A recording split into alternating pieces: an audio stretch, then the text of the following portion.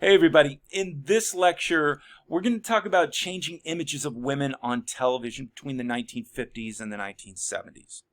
Now we talked a lot about expectations of traditional domesticity for women after World War II.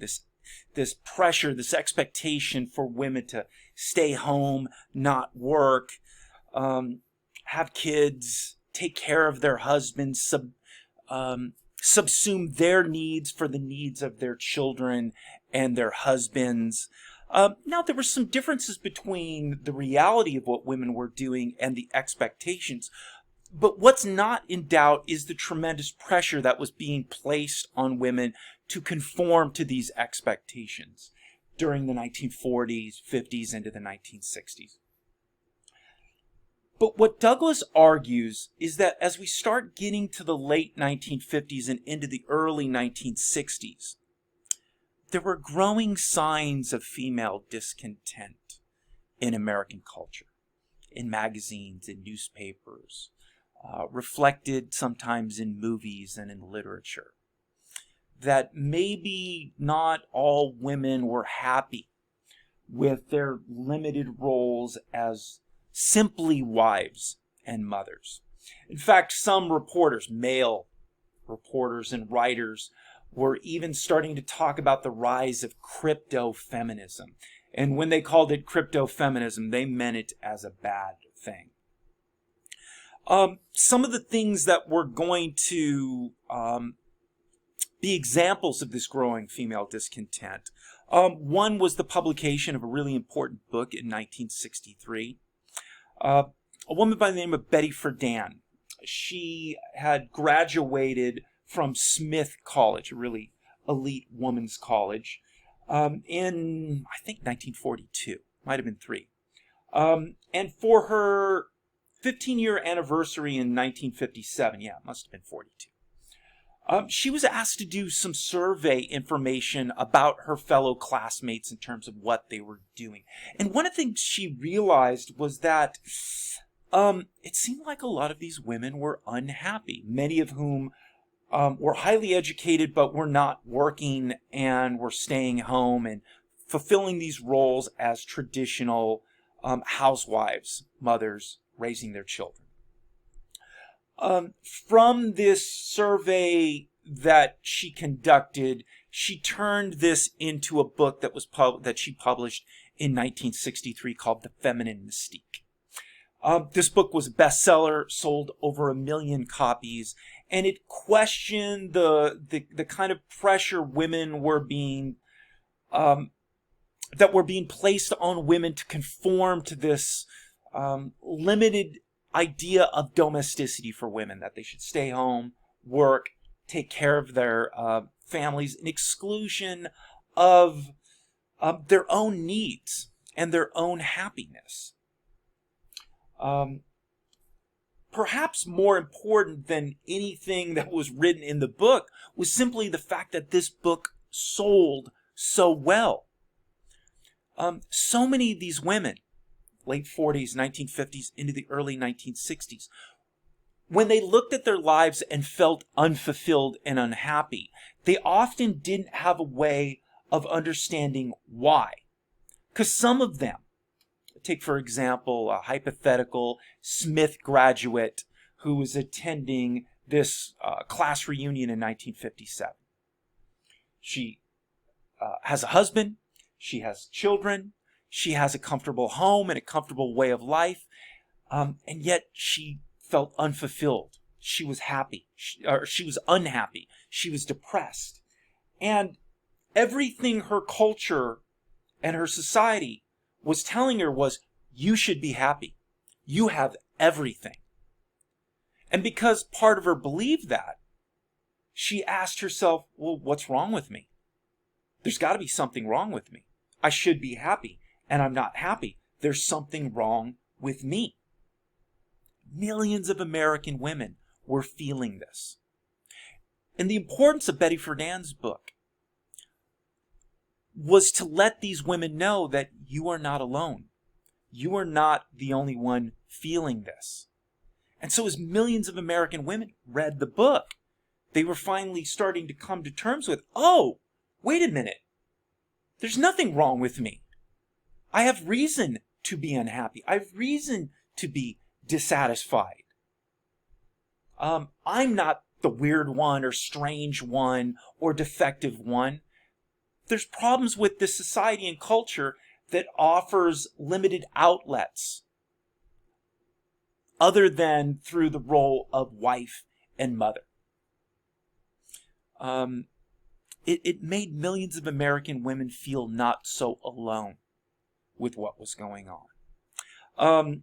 You got the creation of in 1960, Jack Kennedy, who we talked about in our couple lectures ago, was elected president of the United States.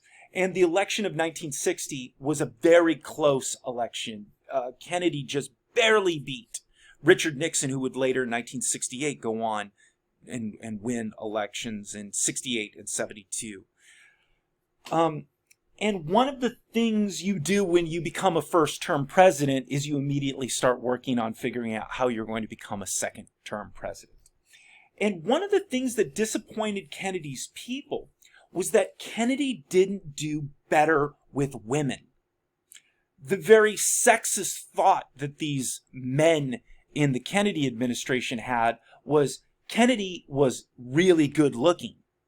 And therefore, because he was really good looking, he should have done better with women.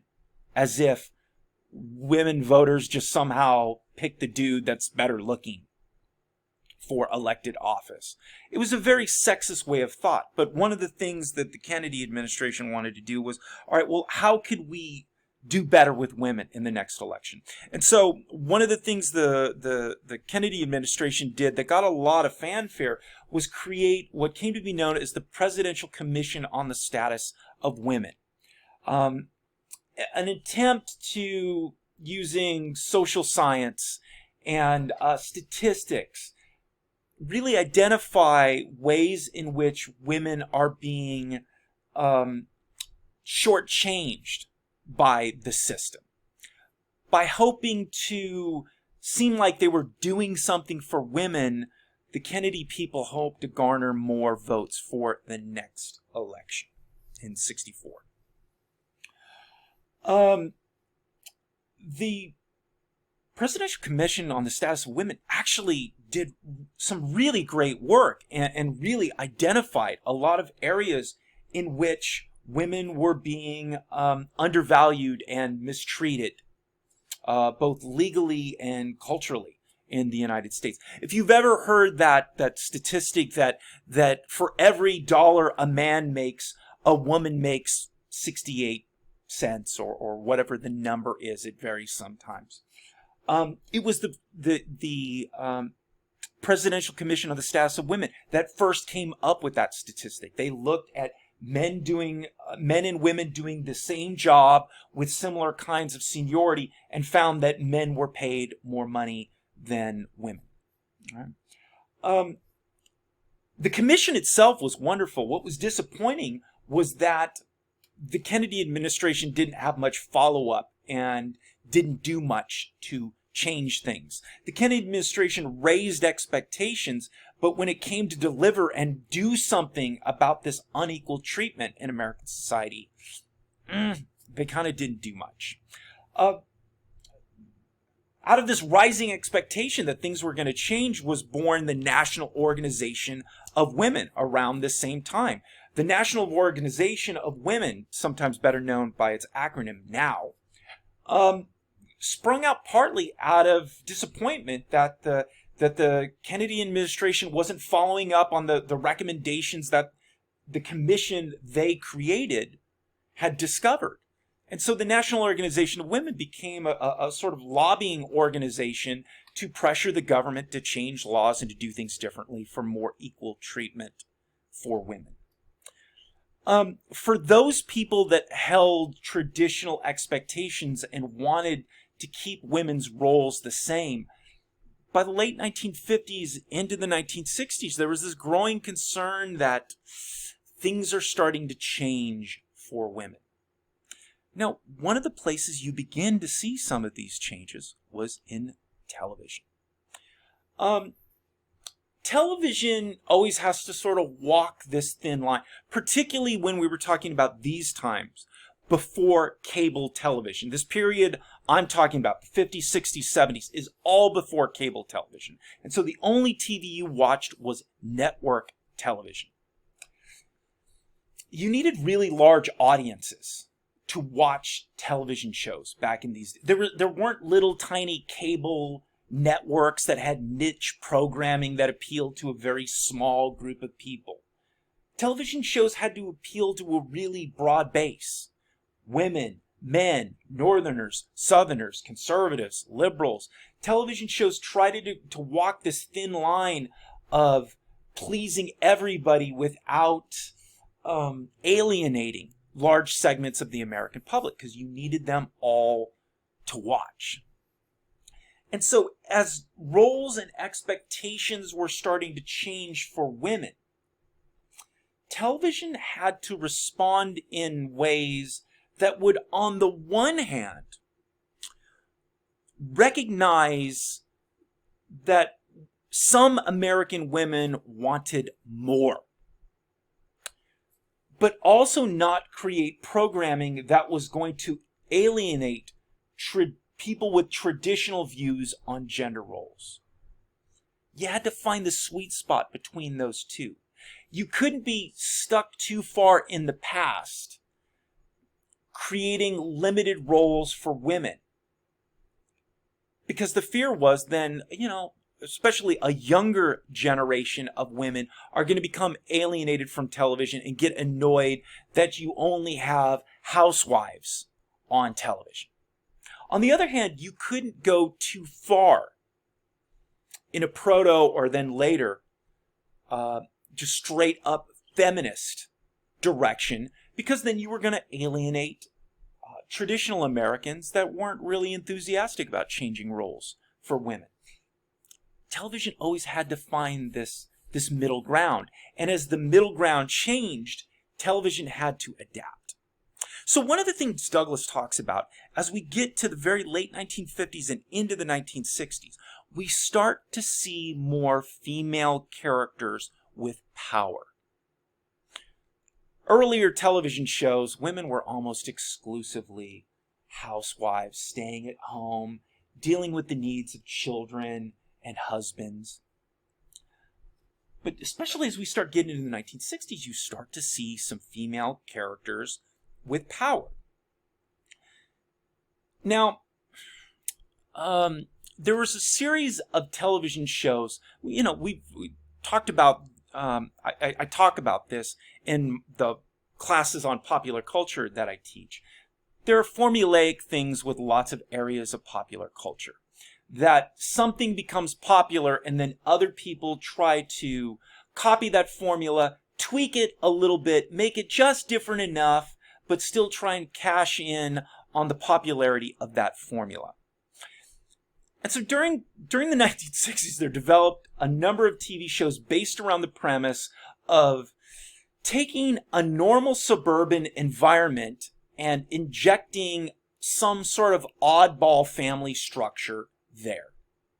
So whether it was the Addams Family, which was this family of kind of ghoulish weirdos that lived in a suburban neighborhood, and what craziness ensues from that, to the show Bewitched, which was the story about a witch marrying a mortal man and sort of what will happen in that circumstances, to I Dream of Jeannie, which is the story of a genie with superpowers winding up married to a normal mortal man. It's all the same formula, but tweaked slightly. And what Douglas finds so interesting about all of these shows is that these were shows centering around women with power. So let's talk about each of these shows and the powerful women that were starring in these shows. Ladies, find somebody in your life that looks at you and treats you the way that Gomez treated his wife, Morticia, in the Addams Family. Gomez and Morticia are one of the great couples in television history. Most romantic couples in TV history. Gomez, the husband, absolutely adored Morticia. He treated her like a queen, but not in the kind of condescending male-dominant way in which you place a woman on a pedestal and treat her well on some level, but you still remain the dominant figure in the relationship. Yes, Gomez treated Morticia like a queen, but he treated her like a queen that had equal power with the king. If you watch those old Addams Family shows, Gomez never big daddies his wife. He never puts his foot down. He's always asking her opinion, what she wants, what she feels. They're such a co-equal couple for the time. It's startling. Now, part of it just comes that just Gomez is so infatuated in love with his wife, but he respects her and grants her power and authority that she takes and absorbs. They're an incredible example of a kind of equal couple at a time in which you didn't see examples of that. In 1960s America, when the show was popular. So you're starting to see women with power. Bewitched. Now, Morticia from the Addams Family is just sort of vaguely vampiric. You know, she's just real goth, but she doesn't seem to have great superpower. Samantha from Bewitched, on the other hand, has literal godlike power. She can manipulate space, time, and matter. Right? She can do it all. And the premise of the show was, again, what if you had this woman who was incredibly powerful, who was a witch, and she married a mortal man? What would happen in that dynamic? And the amazing thing is, Samantha, the character, sometimes just referred to as Sam in the show, Samantha doesn't tell her fiance that, oh, by the way, I have godlike powers. She keeps that on the lowdown until they are married and they are on their honeymoon. Now, there was a television first with Bewitched. Bewitched was the first show to ever show a man and woman in bed together. Earlier in television history, they would show characters often with twin beds that were separated from one another. And so, you know, they weren't actually sharing the same bed. Which, by the way, was not uncommon during that time. But they certainly never showed them in the same bed together. We see not only Samantha and her husband Darren in bed together, but we see them in bed together on their honeymoon. You know, we all know what people do on their honeymoon. And so we already see some groundbreaking going on with this. Now, they don't show anything physical or sexual going on, but just the very fact they would show a man and woman in a honeymoon bed together at all on television at this time was rather risque. Now, Darren's reaction to his wife revealing she has these godlike powers is very consistent with what we would expect a man of the 1950s, 1960s react. He doesn't like it. He suddenly feels small and insignificant in the face of his wife's power. Right? Now, if suddenly my wife revealed to me, oh, by the way, dear, I have godlike powers, like, I would be thrilled about it. All right, baby. Make me a pile of gold right now and let's go to Paris. Like, I would see no downside onto it. But I live today. And this show was centering in the early 1960s, in the beginning of the show. Darren is intimidated. How can he be a real man if he's married to this woman that is so powerful? And so he wants her to not use her power, which must have been incredibly hard for her. Imagine if you possessed these powers. It would almost be a literal sixth sense. And now there's this man who's saying, don't do that. Don't see that. It's almost like if a husband told his wife, I don't like the fact you could see, so I want you to close your eyes and be functionally blind all the time. That's what it must have been like for Samantha in this situation. Well, of course, she doesn't follow her husband's dictates, and that's where a lot of the tension and the humor in the show comes from. But she does try to accommodate his needs. So for example, a typical scene in Bewitched would be, like he would prefer her to do all the housework, like a good housewife should. Of course, she doesn't have to. The Samantha character could kind of wiggle her nose. She could just wiggle it, and that's when the magic would happen. Something that would be a sign that magic is about to happen. All she needed to do, there's a pile of dirty dishes in the sink, and she could just wrinkle her nose, and boom, all the dishes would be clean. But her husband didn't want her to do that. So, she would try to accommodate the needs of her man. But after dinner, he decides to go into the bedroom to do a little reading before going to bed. There's all those dishes. And then he goes into the bedroom and she realizes, and she sort of looks around and she wrinkles her nose and poof, all the dishes are put away. Imagine how many millions of American housewives watching that would have wished to have that power, how they would have identified with that power. And there's also something really interesting about Bewitched. If you go back and you watch these episodes, one of the things you'll notice is how confident Samantha is and how fragile and weak Darren is. If you were raising a son and you were raising a daughter and somebody forced you to say, all right, one of your children is going to be like a character on Bewitched. Either your daughter is going to be like Samantha or your son is going to be like Darren. And this, by the way, this would not include superpowers. Your daughter's not getting the superpowers. Just Samantha's temperament, her confidence, her personality, or Darren's confidence, personality, temperament. Every single person would choose, I want my daughter to be Samantha. Because Samantha was the confident one. Samantha was the together one. Darren was nervous and skittish and insecure. It was so clear from watching the show. You would want your daughter to be like Samantha. Let's talk about one more of these. So Jeannie from I Dream of Jeannie. Almost the exact same premise as Bewitched.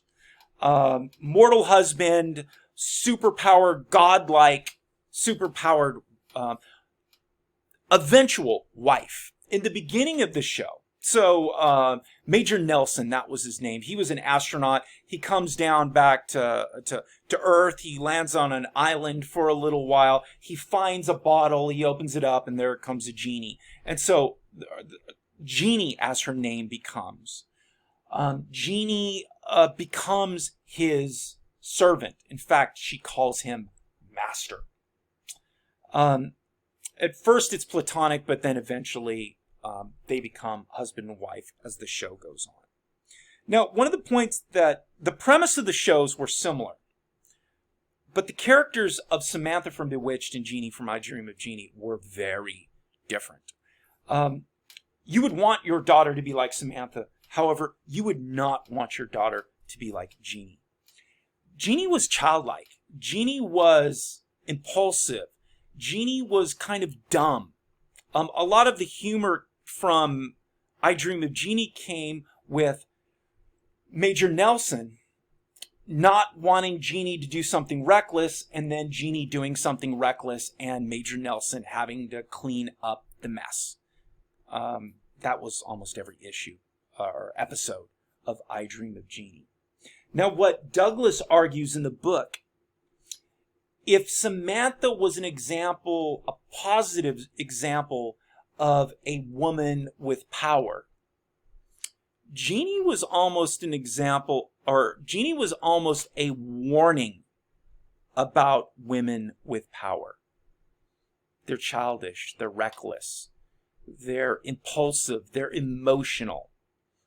Jeannie was a warning. Similar shows, but different kinds of messages involved with all of them. Now let's step back for a second. Yes, it is true, Douglas tells us. These are all women with power. So by the time we're getting to the 1960s, we're seeing these new kinds of images of women on TV, women with power. However, you notice they're all fantastical.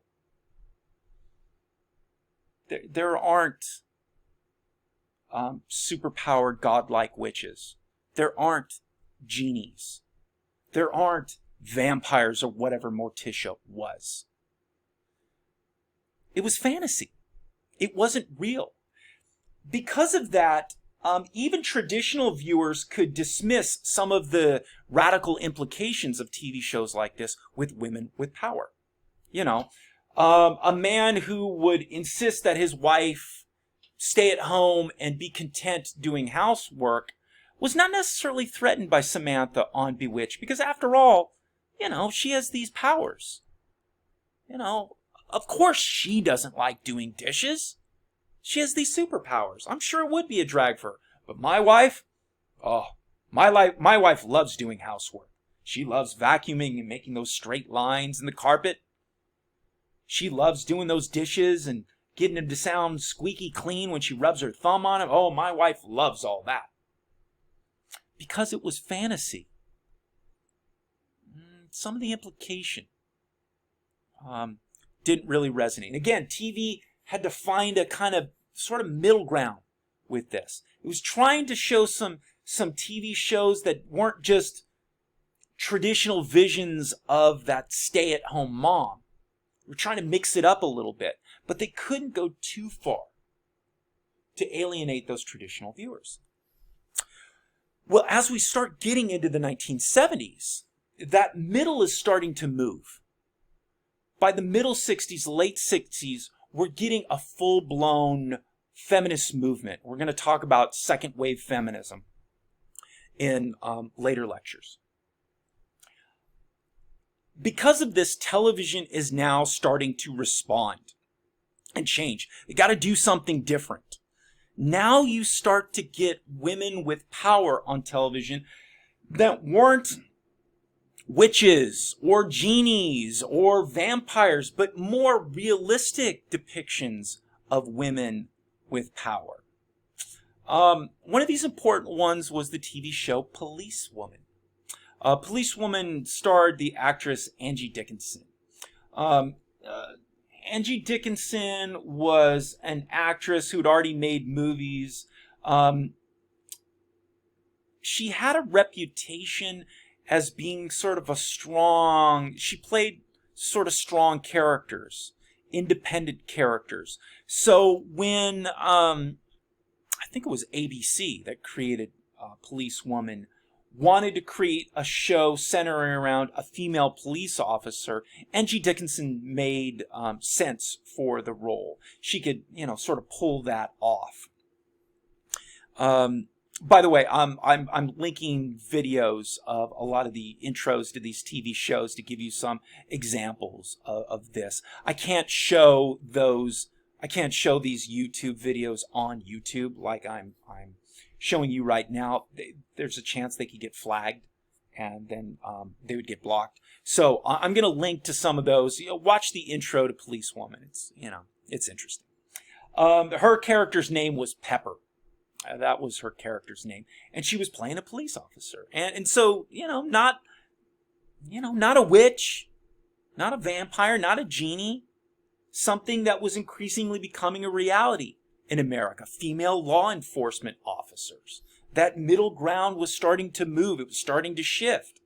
You had to show more realistic images of women, at least in some shows, if you were going to reach out to a new generation of younger female viewers. On the other hand, in the 1970s, a female police officer almost seemed as unrealistic as a witch or a genie. It just seemed so fantastic. Maybe the most groundbreaking show of the 1970s was the Mary Tyler Moore Show. The actress, her name was Mary Tyler Moore. Her character on the TV show was Mary Richards, but the TV show was named after the actress. See, Mary Tyler Moore had already been famous from playing one of those stay-at-home moms in the old Dick Van Dyke Show from the 1950s and 1960s. She was already known as that. But she created her own production company and created her own TV show based on a character known as Mary Richards.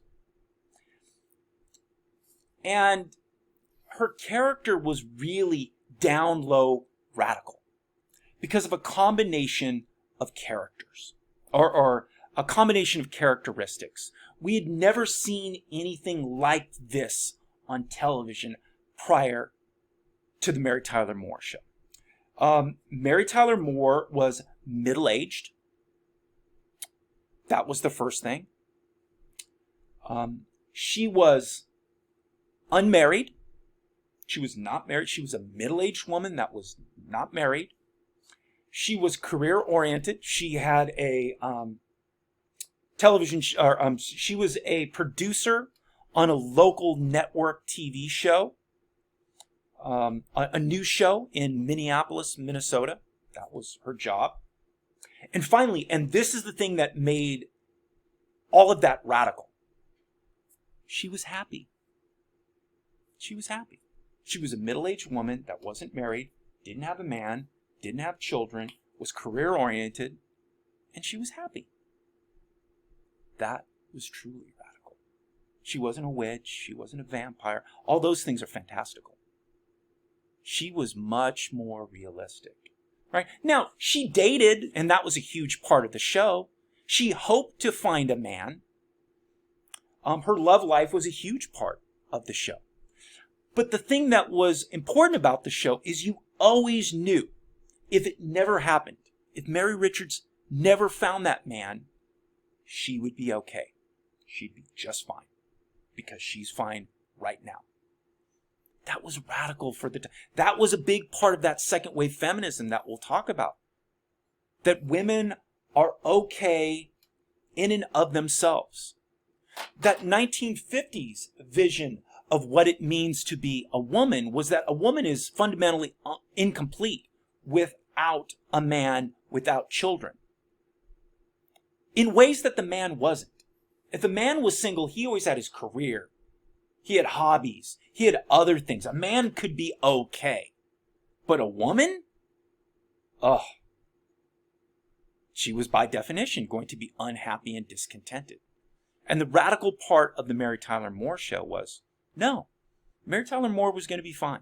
Or Mary Richards, the character, was going to be fine. Now, part of why this show was so different is this show was created by a woman. Mary Tyler Moore, she created her own production company. She brought women in to be writers on the show. That's why the show was so radical, so different. Really spoke to these women of the 1970s. And by the way, the show was immensely popular. The show produced, I think, 3 spin-offs. Her boss got a spin-off show. Her best friend, her neighbor upstairs, Rhoda, that character got her own show. I think one other character might have got a spin-off. It was a really popular, as radical as it was also very popular. There is a statue in Minnesota. At the end, one of the things I'll have linked for you is a YouTube video of the opening of the show. And at the very end of the opening, Mary Richards spins around and throws her hat up in the air. There is a statue on that spot in Minneapolis to this day. The show was so revolutionary and so groundbreaking, they made a freaking statue for it there on that spot. I want you to notice that opening also. She's always outside. She's always being active. She's the opposite of the stay-at-home mom. She goes to the supermarket and she's in the meat section and she looks at the meat and she doesn't know, like, I don't know what to do with this. And she just throws a piece of meat in like she doesn't know. 1950s housewife would know exactly what to do with every cut of meat in the meat department. Mary Richards, she looks at, I don't know. Later on, you see her washing her car in a purple, kind of like faux football jersey. It's purple, Minnesota Vikings. She has this kind of kick-ass muscle car, and she's washing it herself. There are a lot of depictions of her at work and doing things at work. It was an amazing, groundbreaking show. Now, there were still limits, though. There were still limits to how far you could go in that show. For example, on the show, she was supposed to be a producer on the show. That was her job. But when you watched what she did and her daily activity at work, she seemed a lot like a secretary. Producers kick ass at work. Producers hire people and fire people and yell at people and get on people to get stuff done. They don't, and the Mary Richards character never did that. She was always likable. They wanted to give her an impressive role, so she was producer. But she sure acted like a secretary. When she confronted her gruff boss, that was this guy, character Lou Grant. Again, he got his own show called the Lou Grant Show or something like that later on. Everybody else at work would send her in there because she would try to confront him and be strong and make demands, and he was too gruff and angry, and that wouldn't work, and then she would eventually break down and cry. And then he would turn into a teddy bear and give her what she wanted. That's not the way the real world works. That's not how strong career women have advanced in the world. You got to be strong. You got to be assertive. Some people are going to call you a bitch. And unfortunately, there aren't a lot of ways around that, at least at this point. Hopefully that's going to change real soon.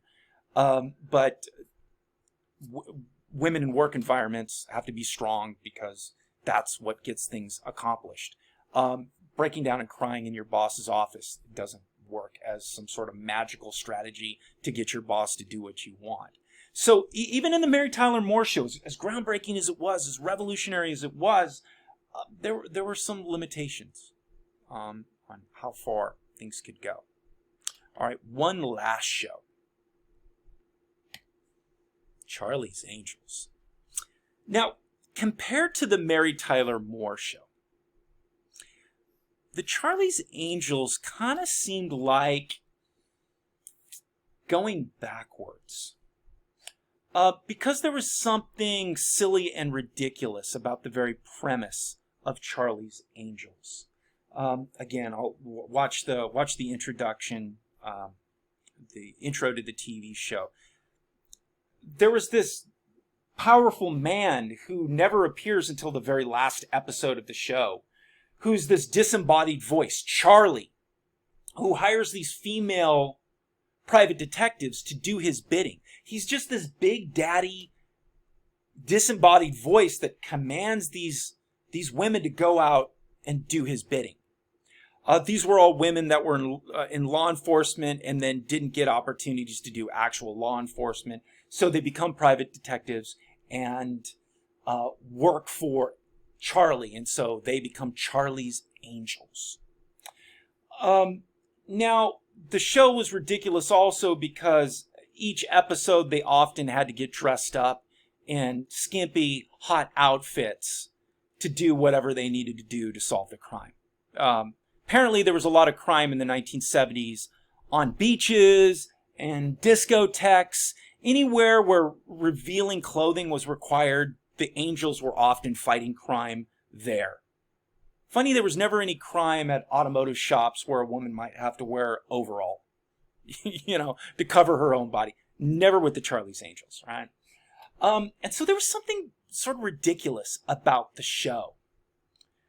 And that's the way I always viewed it. What was feminist about this? It's just kind of these women like sex objects that go out and fake fight crime. Like compared to Mary Tyler Moore Show, this seems the wrong direction. But Susan Douglas makes a really great point about the Charlie's Angels, and she recognizes all of that. It was a bad show, and the premise is ridiculous, and it's ridiculous how often these women had to get into skimpy outfits. However, if you listen to the dialogue of the TV show, they used a lot of feminist language that had come out of second wave feminism. And there was this really strong idea of sisterhood involved with the Charlie's Angels.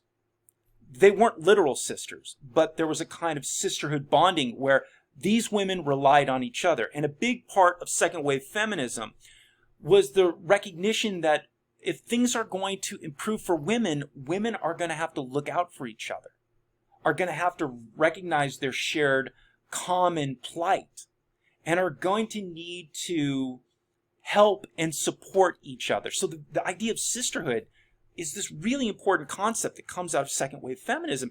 And Douglas points out, like, look, as ridiculous as the show was, there's this kind of commitment to sisterhood underlying the whole premise of the show. And when you listen to their dialogue, so one of the angels would get into a confrontation with a bad guy, and she was going to arrest him, and she would get into some, like karate pose. And he would look at her, and she's a girl, and he would laugh it off and like dismiss it. And, like, okay, you want to fight? We'll fight. And of course, she kicks his ass. She slips a punch and grabs him by the arm and flips him over his shoulder, and he's lying flat on the ground. And then she would say something like, "That's what you get, you chauvinist pig." I mean, that was radical language of feminism being injected into a popular primetime TV show. That language was radical not too long ago, and now that language was being mainstreamed. And so I remember being really blown away by Susan Douglas's argument about Charlie's Angels, because I always thought it was a really ridiculous TV show. And this is where we'll end. And then, as I was reading it the first time, I remembered back to my sister. I've got a sister that's 2 years younger than me. And we're now getting to the point of popular culture where Charlie's Angels was a show I watched with my family when I was a little kid. We watched it. And I very distinctly remember around that time being out in the front yard playing with my boys. And we were out there playing.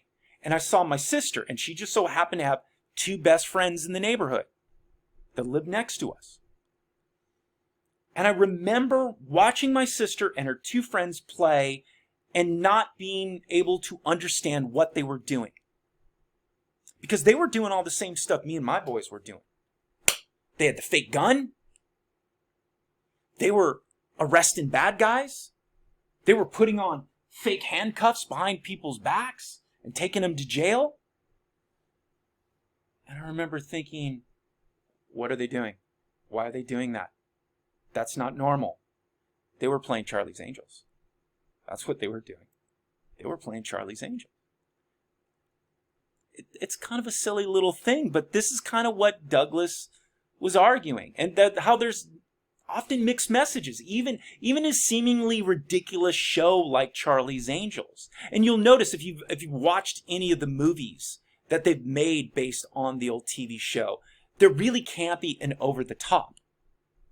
Because it's hard to take the premise of that show and make it serious and realistic. You can't. It's a ridiculous premise. So you got to go over the top with it. And that's what they've done in all the movie adaptations of the show, it's campy. And it's over the top. But, girls sort of playing and imagining they could be in law enforcement and private detectives and be strong and fight and things like that. Douglas would say, see, there's some even liberating aspects of a program like the Charlie's Angels. All right. So television was starting to change and adapt, and as expectations of female power became more pronounced, television was adapting and showing women with more power, at least as far as they thought they could get away with at the time. All right, that's a good place to stop. I'll see you next time.